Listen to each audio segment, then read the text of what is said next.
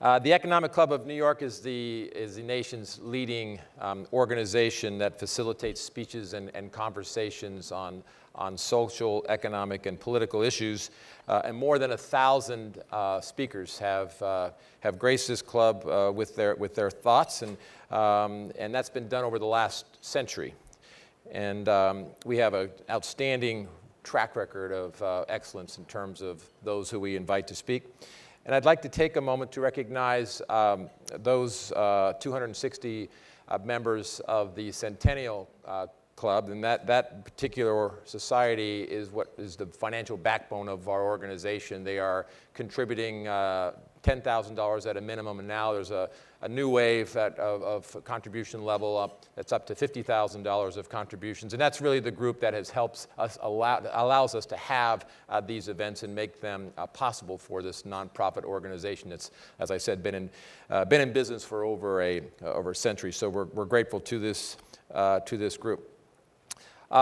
We'd also like to give a warm welcome to our college students who are here from Baruch College as well as from Fordham College. We always enjoy offering the perspective of our speakers to our college students, and I think in this particular case it'll be well received. So it's a pleasure now for me to welcome to the club today Roger Goodell. Roger, of course, is the chief executive of the National Football League. He is the 8th individual to have that title, and which is now in its 98th season, almost as old as we are. Commissioner Goodell took office on September 1st, 2006, 24 years after he joined the NFL. So he's been at this for a long time, and his priorities have focused on a number of issues, but around making the game better and safer, and growing the popularity of the NFL and its 32 teams. Fan interest in the NFL has soared under Roger, dating back to when he began, and including the largest audience in television history, as well as an enormous growth in digital and social media engagement. And under his leadership, the NFL has focused on improvements, as I said, on a number of subjects: player health and safety, benefits of retired players, the league's personal conduct policy, expanding social responsibility initiatives, diversity and hiring practices, revenue sharing, stadium development, fan experience, media innovation, international development, officiating, and rules changes, all to increase quality, safety, and enjoyment of the game. And I'm sure we'll get into a number of these subjects in our conversation today. And under his guidance, the NFL has developed innovative media initiatives, including Thursday Night Football's TriCast distribution model, partnerships with YouTube, Twitter, Snapchat, and others, and long-term extensions of the NFL's television contracts, which are so critical as a revenue source to the NFL. And in 2016, after 2 decades of absence, my hometown got a NFL team. Los Angeles got the return of an NFL team, so I was happy to see that. And Roger and his wife Jane are proud parents of twin girls, and he serves on the board of the NFL Foundation, the Big Brothers and Sisters of New York, National Football Foundation, and the Gen Youth Foundation. Roger's agreed to an on-the-record conversation we're going to have here and start right now. So please join me in welcoming Roger Goodell. Which side do you want, sir? I'll take this one right here. So Roger, let's just start right off. This is the Economic Club.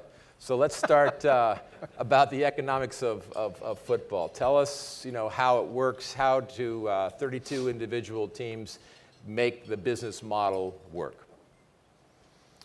Well, it's great to be here. Thank you for having me. I would say that our structure is somewhat unique in that 32 clubs, and we share 70% of our revenue. So that revenue goes to all 32 teams, obviously, equally, and that gives every team the economic ability to compete. They make decisions with those economics that can change their fortunes on the field, but they all have the same economic stability to run a successful franchise and to win, as long as they make those decisions. That's primarily because we negotiate the media contracts collectively. And so that is why I think the number of 70% is unique among professional sports. And frankly, I think, you know, we get a lot of conversations with the Premier League and other leagues. You know, how do you get to sharing more revenue? The fortune for us, frankly, was that this was done back in the early 60s. I think if it had not been done, I'm not sure you would have seen the same growth in the league on television and other media properties, but also the competitive balance you're seeing, because every team has hopes. This year, of the 12 teams that made the playoffs, 8 are teams that did not make the playoffs the year before, and 2 of them went from last to first in their division, including the Philadelphia Eagles, who are playing in the Super Bowl. That's unheard of in sports. And I think that balance gives our fans hope, and it's given us the foundation for. So the 32 share in the overall revenue, but I assume the playoffs creates a different model for those teams. They get a bigger piece of the pie during their playoffs? No, there's actually really no financial incentive to win in our league. You get your player costs are handled, obviously. There are some local revenues that you would get by playing in your stadium. But the bulk of it, I don't think there's a single owner in the league who would tell you we do it for financial reasons. It's de minimis in the total picture, and it's frankly not where we really want the motivation. We want the motivation to go win for your community and your fans and your team. So tell us how the NFL is doing. Great, we're very excited about it. You know, there's obviously a lot changing around us, a lot changing within the league. We see the transitions going on. The number one that affects us is frankly in the media world. And it all goes under the heading of the digital transition, where, you know, we're seeing the media world change much more rapidly, much deeper than we ever probably anticipated. And as a league that relies on media to deliver our games to our fans, I think it's over 90% of our fans never attend a game. They watch on media, so it's important. And what would that number have been 5 years ago, you think? It's just the same. It hasn't really changed. And the reason for that essentially is because we're about 98% full to capacity in our stadium. So there's no more room. And so, but the reality is we want the experience in the stadium as well as on TV. But the digital's also changed, in addition to media, it's changed commerce. It's changed the way people buy tickets. It changes the way people buy merchandise, as you know. I do. And so we have had to adjust to that also. So the digital has clearly impacted on us, but I believe, as I look down the path, in a very positive way, because I think content still will be, and great content, particularly live content, will draw the kinds of audiences that these new players in the media platforms will want. So you're on the subject of, I think, an important question that's on people's mind here. With all these changes in technology and digital innovation and the impact that has or has potential to have on the NFL, how do you participate in this and make sure that the NFL is getting their share of the benefits that are being created? Well, I think our media partners will tell you we're pretty good at that. we understand it. Touché. And I think the reality is the new players, again, as they come in and they're looking to distinguish their platforms, live content and content that can draw large audiences, we'll probably have close to 200 million fans watching the Super Bowl in less than 2 weeks. You can't get that anywhere. Our championship games on Sunday were both, at one point during the game, were well over 50 million people watching each of them. Right. Huge. We're 37 of the it's top almost as big 50 as a Macy's, shows. almost as big as a Macy's parade. I'm almost. Touché to you. But the reality is those kinds of large audiences, and we have a 17-week season and a short playoff period. Our content is in great demand because we make it special, and we want to keep it that way. So things like fantasy football are just gaining momentum. I see. Is that good for the NFL? Absolutely. Fantasy football. First off, anyone who plays fantasy, and actually, I got a surprise a year ago. My daughters came home and said, "Dad, we're playing fantasy football," and it was actually fun. They got a bunch of teenage girls, several who didn't know an awful lot about football, and they're really into it. And you know, I come home and they talk about it. So for you dads who are out there who want to find other conversation pieces with your daughters, try it. It really works. You know, it's so much fun for us to enjoy it together. But you see that with the fantasy, it creates stickiness and creates engagement, and it creates a reason to watch. And in fact, I think it's been even helpful on the ratings side in the sense that people have another reason to watch even if your team's not playing well. Mm-hmm. You still have fantasy players out there. Yeah. So we've encouraged it. We're in it ourselves. We're in it with our partners, ESPN and Yahoo and CBS Sports. And it's something that the fantasy football, to us, we believe it still has quite a runway.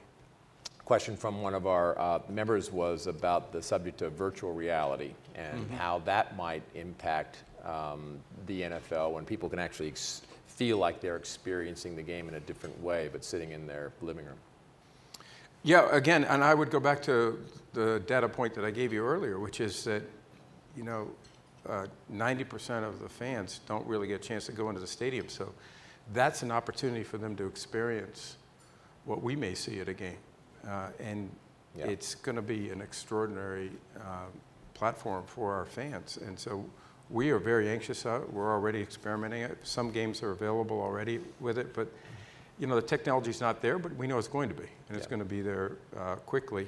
And we're prepared for that and think that that, again, is another way to create engagement on a global basis, frankly.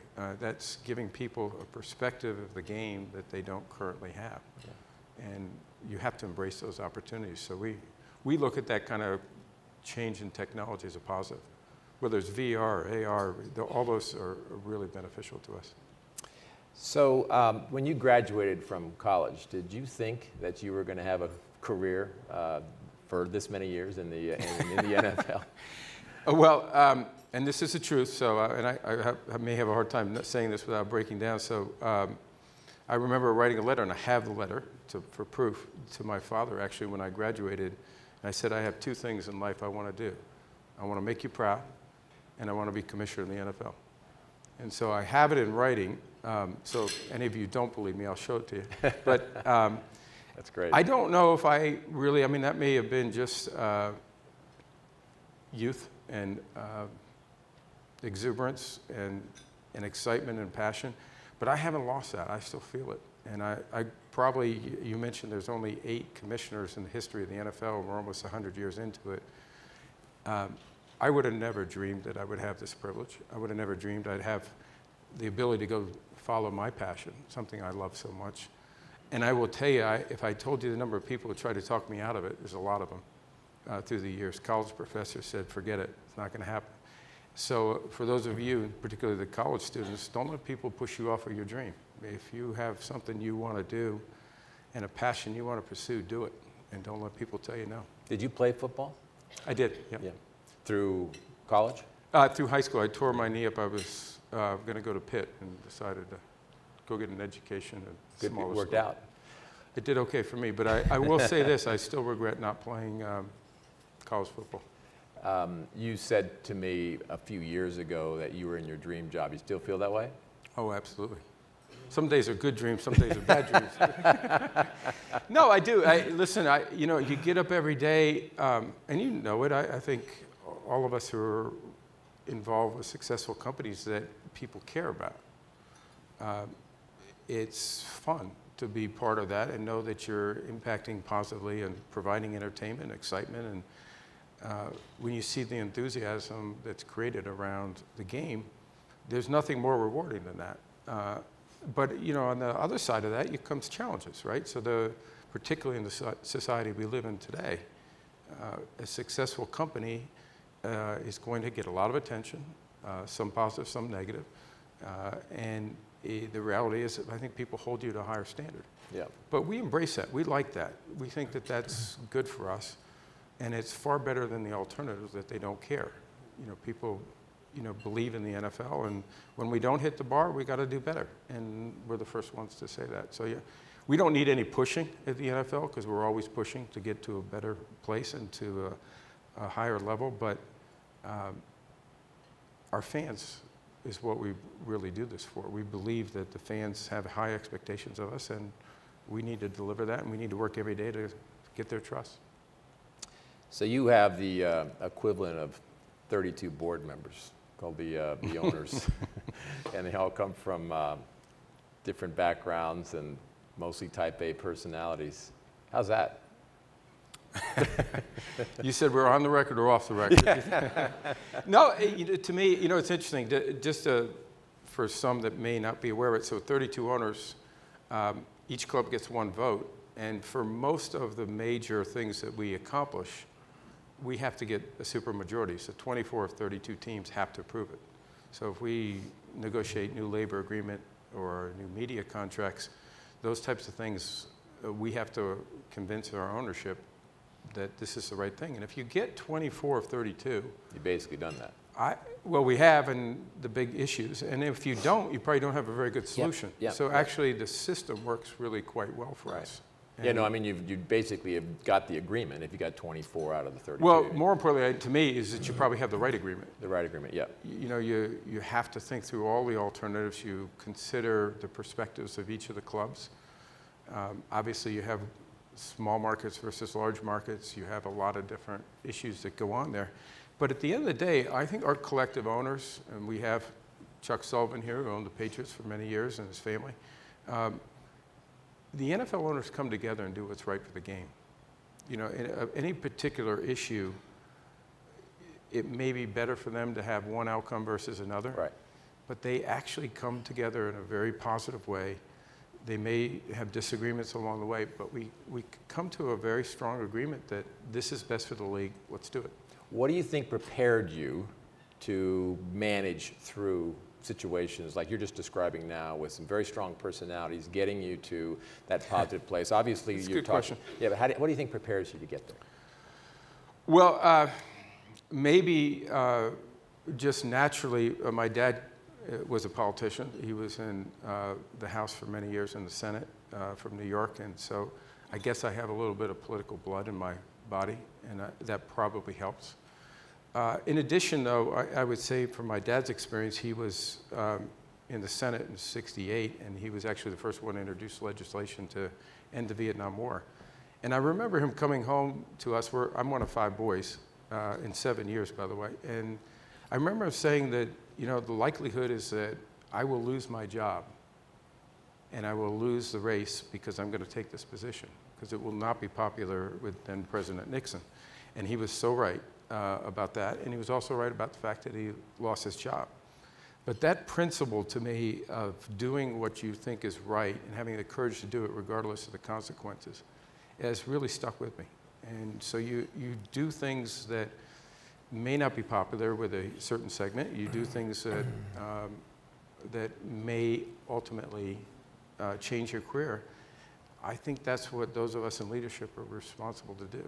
And so that core principle to me, I would say, is the single most important thing to me. Because my father lived it, I saw it, I experienced it, and now I've been faced with that many times in my career. You have to do what's right, even if it's unpopular, including with your bosses, by the way. So you mentioned five boys in 7 years. Does that imply that your parents were looking for a daughter? Absolutely. Absolutely. And now both my parents, unfortunately, passed away before they met any of their grandchildren, but we have flipped that. The next generation is all girls with the exception of 2. So it's coming back around. Yep. So there has been a decline in popularity for a number of professional sports. And what do you think the reason is, and what's the turnaround plan in general for sports, not just football, beyond football? Well, I don't know if it's a decline in popularity. I think, we live in a much different world. We focus an awful lot on millennials and Generation X. And, this isn't probably the right term, but they're probably more distracted. They have more options. They have more opportunities to go get information whenever they want it. And we have to adjust as the league for that. And we have been focused on that. That's why we're focusing on new deals with Verizon as an example to make our game available on handsets and phones and tablets so that our younger fans in particular, who are more likely to watch on a tablet or a phone, have that available to them. We're doing it now across carrier. So you can download a Yahoo app, whether you're on Verizon or AT&T or Sprint or any other carrier. So you have to make your product accessible, and you have to make it accessible on the platform they want to watch it. And the next generation isn't watching as long on television, or they may get off of it quicker. We see a lot of times if the game isn't very good, they may jump out. Fantasy football helps that. It's another reason to stay with it. But you know, that's the challenge for us, is that our fan base, our society, technology is all changing that. And that's the transition we're going through, which I think is actually very healthy for us. Again, because I think we have strong content. But that's why you can never sit back and just say, well, hey, look how many people are watching our games, or this is where our ratings are, or this is where we stand. You always got to look forward, and you always got to embrace it and go forward and find new ways to reach those fans. From the time you began with the NFL to now, the players have gotten bigger, faster, stronger, and the collision impacts are greater. And I know you're doing a lot to try to address the safety of the players, the concussion protocol and the like. Talk about, A, what you're doing and what the challenges are first, and what the NFL is doing about that. Well, you identified the issue. I mean, players are faster, they're bigger. It is a contact sport. Injuries are a part of that. But you know, our focus, and it's our #1 priority, to make sure we do everything possible to make our game as safe as possible for our players, both in the short term and the long term. So it starts with, how do you prevent the injuries? And it's not possible to prevent all injuries, but how do you make sure that you're using all of your tools, whether it's medical or whether it's rules or it's equipment, to make sure you do everything to prevent that. So rules, we've had close to 50 rule changes in the last 10 years that have all been designed to make the game safer. That could be anywhere from taking the head out of the game to different kinds of blocks and where we think you see a higher rate of injury, to kickoffs where we saw a higher rate of injury. So you have to modify the game, quite frankly. You have to modify the techniques that they're using. Not always popular, but they adjust. And frankly, I think it makes the game better, because fans ultimately want to see the game of football that they all love and appreciate, but they also want to see those players out there, and they want to make sure that we're being responsible and taking care of them, which is the second part of that, which is, how do we now invest in research? I'm confident that we're the largest investor in research on concussion research. I believe we may even be bigger than the government, but I don't have those figures. And I think that is not only making football at our level safe at all levels, and it is also helping other sports become safer. And frankly, it goes even beyond the playing field to the battlefield. We've done a great deal of work, and then just invested with the Department of Defense recently on research that we think will help our troops. And how do we help them recover from an injury? Interesting, particularly traumatic brain injury. And all that research shared, and we share it with all of the medical organizations, we share it with all of the various entities, so that we can understand the brain better, because we're trying to advance that medical science. And I'm very proud to say that the NFL has played a very important role in that. And are we perfect? Have we got it down yet? No. But we're advancing that quickly, and I think we're taking the right steps to protect our players and make sure that we're doing what's right for their safety. And like everything else in the sport, I presume the equipment's getting technology to help and innovation. It is, particularly the helmets. We're investing in helmets. There's actually a helmet that we did a GE Head Health Challenge, which we did in a joint venture with GE and Under Armour a few years ago, and out of that became a new helmet, which is now on the field, and it has shown very positive results. And so clearly equipment is going to be a big play in that. There's a little bit of a negative when you have a very safe helmet. Players have a tendency to use it more if you feel safer. So we go back into the time when we were leather helmets and no face mask. You didn't see the kind of usage of the head. So you have to do that through rules, techniques, and teaching them techniques, and frankly requiring it in the rules to make sure that you take those techniques out. You and I share a challenge of a shifting population. So the baby boomers, big fans of NFL, big fans of retail and in-store shopping experience. Millennials and Gen Z now have different viewing habits, short, I don't want to say short attention span because my daughters would disagree.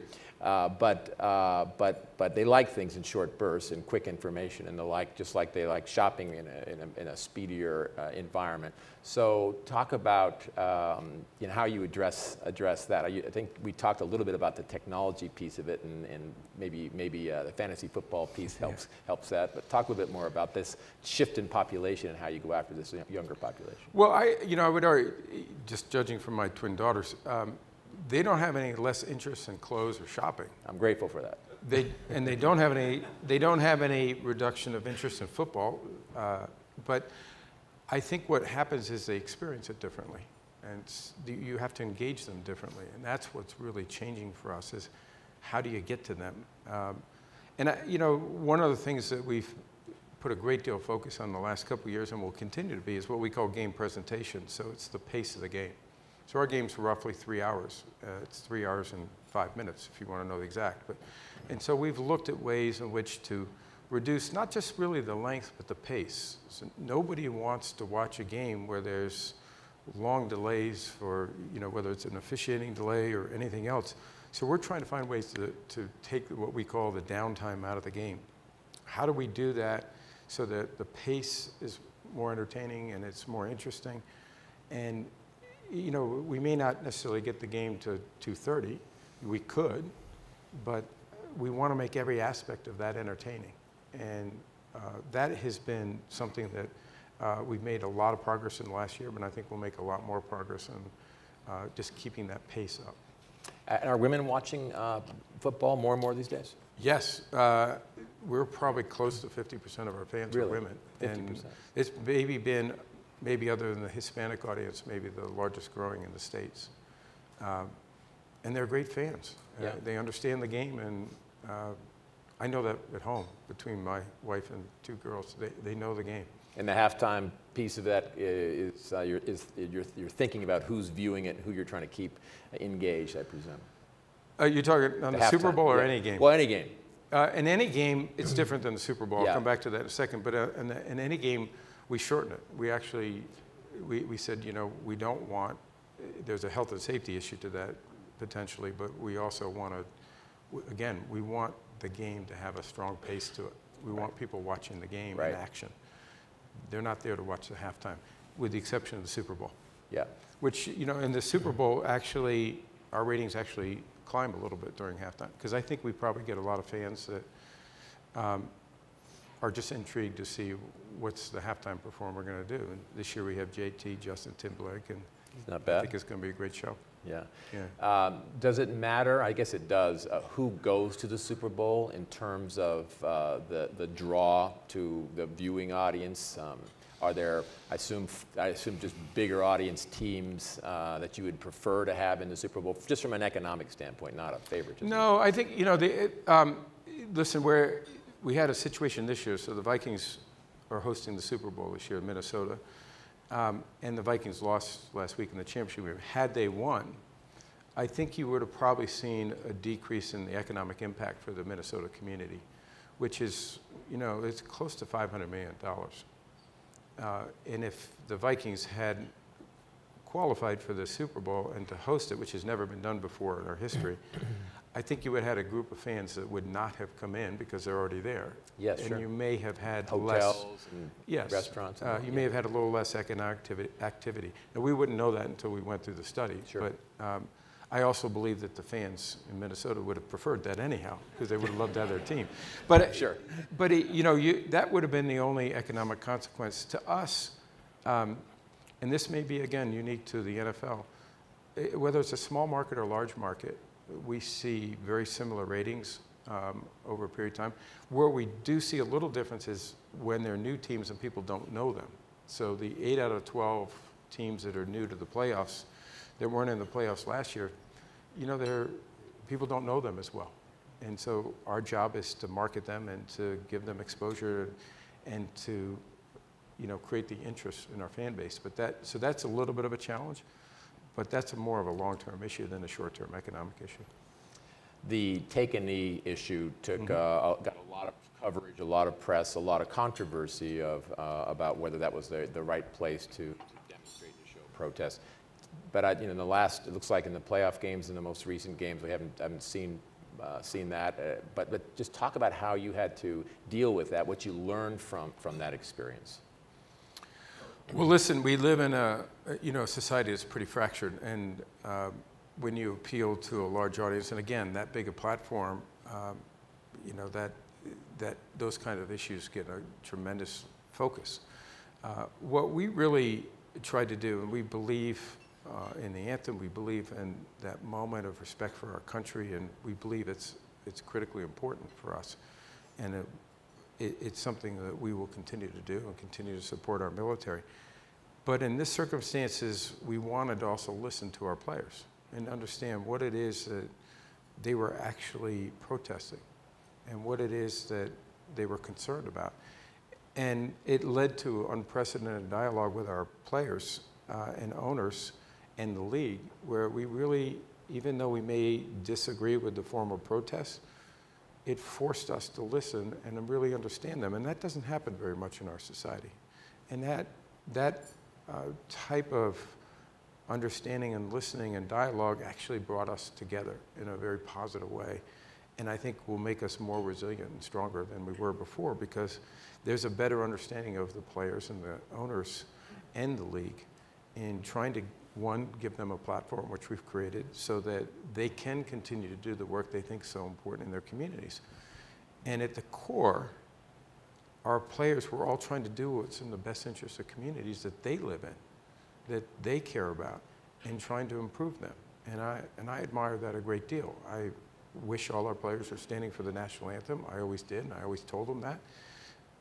But we really took the time to understand them. And I think we could use a little bit more of that in our society and try to get to a better place. And I hope the NFL is, and I believe that we are because of that. So you've obviously, this is one, but you faced many, many tough, challenging issues since you've been. Like what? I'm trying to think of a day you've had when you haven't had a tough issue. So there's been a lot of issues, and you've one by one you've been able to manage through them. And what's the one keeps you up at night right now? I don't think I could identify one. It's the unexpected that always gets you, and so you're probably staying up at night thinking about what else could go wrong or what else could be your next challenge. And I think from our standpoint, that's one of the excitements of the job, and that's what you love, is the challenge of being able, I come in thinking I'm going to do X and I have to do Y, and I never even get to X during a day. But I think the thing that keeps me up the most is frankly, the enormous responsibility of being commissioner of the NFL and how important it is to people, and the job that I have to do to make sure that we continue to do things the right way. And that keeps me up at night, as my wife will tell you. And it's something that I cherish and I love, and I'm proud to do it. But it also is it's a significant responsibility, and I take it seriously because it's really the fans ultimately that are the judges of that. So it's been in the news. You've got a new contract. Congratulations. You feel good about how that went? Yeah, I read about it. Yeah. Don't believe everything you read, but listen, it was, the owners asked me almost a year and a half ago now to extend my contract, and I'm honored to do it. I know we have a couple of issues that we really want to address and focus. We're coming up soon on a new collective bargaining agreement, which we're coming out of one that's 10 years, never been done before, but it's worked incredibly well for the players, for the owners, for the game itself, and I think for the fans. So what's a typical contract with the players? I actually asked that question the other day, and I'm not sure we've had a collective bargaining agreement more than 4 years. Mm-hmm. We may have had options to go longer or shorter from there, but generally you're talking about a 4 or 5 year term. So, and there were no outs in this. We both jumped in it, and it worked incredibly well for the game. The media world, the changes are, a large part of our media contracts are up in around 21, 22. And so I'm committed to staying through that and trying to do the best I can for the game and for the league and those 2 particular challenges and many others. Did you learn anything in this process? Because it was a more public discussion about your contract, and obviously, as you said, don't believe everything that you read. Was there something that, like you said, you learned from the players when you sat down and listened to them? Yeah, you always learn from everything. I'm not sure this is as much learning. You know, I'm a big believer in transparency. You know, the discussions our owners had about the contract and where they are they've been unprecedented in their level of transparency. And I believe in that, and I'm fine on that. And ultimately, they're the ones who decide in any given year, based on my performance, how much I'm compensated. And that's fine, I'm okay with that. I just put my head down and work. They decide. And I'm okay with that. I believe the league has got the best days ahead of it, and I want to do everything I can to help do that. Well, I think from what we know, the public knows about your contract, you have some challenging performance metrics that you have to achieve. They're lined up, and so you're very accountable for those. So it looks like you know that there's a direct role, responsibility, accountability for performance in your contract. Yeah, but Terry, you know, I never felt any different about that since the first time I took this job, and I don't need a contract to tell me, you know, the performance is important in this position. So it didn't change my life at all on that, and it hasn't changed the way I approach the job. The way I approach the job is to perform at the highest possible levels and to tackle the issues that we may have and those opportunities, and compensation is what it is. I started as an intern, and I couldn't even pay for my train ticket back to Bronxville, so I do this because I love it. Your daughters are involved in contact sports? They play lacrosse.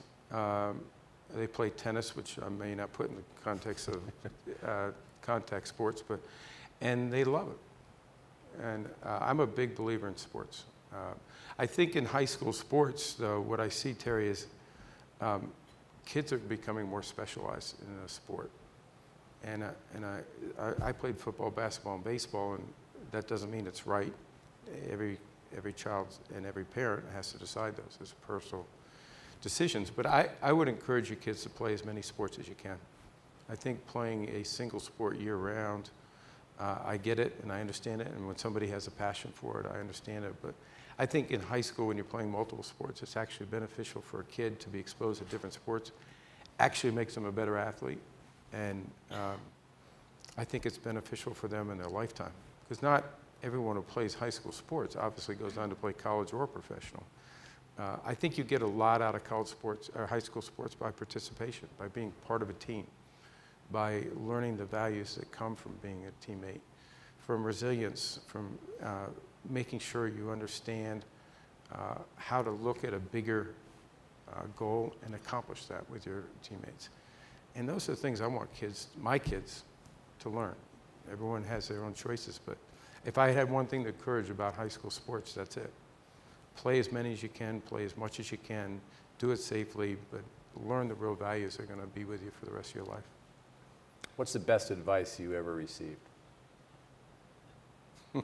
I probably didn't follow it. You know, I don't know if I could put it in. I'm not dodging your question, Terry. I would say that, you know, for me, I've had such great mentors in my life.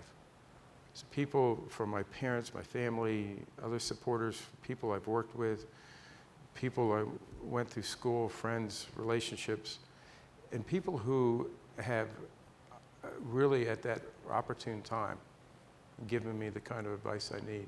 And not what you want to hear, what you need to hear. And I've just been very fortunate to have mentors that I think have made a huge difference in my life. And to me, it's getting those people around you, or having those people there who will help you with that, ultimately.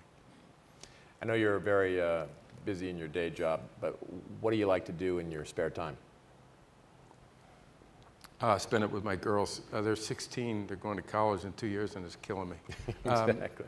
So I spend every minute I can with my family when I'm not consumed by the job. My wife and I are fortunate to have 2 wonderful girls, and so we do a lot of family together. I once in a while will sneak out to golf, as you know, because we've done it, but I like to play golf. I'm very active. I'm up at 5 in the morning working out, and that's how I start my day. But I really am consumed by my job also. As you know, you can't do it without being consumed by it. And I think that's where the wear and tear comes from, but when it's something you love, it's fun to do. Roger, thanks for spending time My with pleasure. us today. I'm glad to be here. It's been very interesting, and I think we've all learned a lot Thank more you. about the business of football. You're welcome. Thanks, sir. Thank you. 1 second. Oh. So our next meeting is going to be Thursday, the 25th, and we're going to have breakfast with author and Purple Heart recipient Chris Gibson. His book is Rally Point, and you'll all get that when you attend. Then on Wednesday of next week, we have the World Bank CEO, Christina Georgieva, with us. That's followed by in early February, we've got Satya Nadella, who's the CEO of Microsoft. Lots of interesting things going on, obviously, at that company. Dan Schulman, who's the president and CEO of PayPal, is joining us in March. And then we have Peter Thiel, who obviously is a big founding father of big investments throughout Silicon Valley. And so we'll enjoy seeing all of them. I hope to see all of you then. Thanks, and now you enjoy your lunch.